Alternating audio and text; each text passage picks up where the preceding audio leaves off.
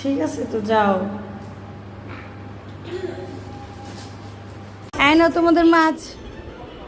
Thank you. টানিয়ে খাও, দুই বোনে শেয়ার করে খাও, ঝগড়া করবে না, অনেক গরম, একটু পরে খাও।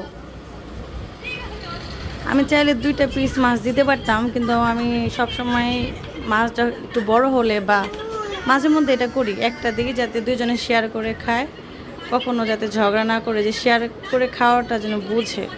এখন যদি দুজনকে 2টা দিই, সবসময় ওরা আলাদাভাবেই খেতে চাবে, এর জন্য মাঝে মধ্যে একসাথে একটা মাছ দিই, যাতে ওরা শেয়ার করে খায় 2 বোন একসাথে। তো খাও, আমি রান্না করি, ঠিক আছে? তাই মাছটা শেষ করে কিন্তু পড়তে বসতে হবে, ঠিক আছে? বলো অল্প 1 ঘন্টা, ঠিক আছে? ওকে, খাও, জানিয়ে খাও।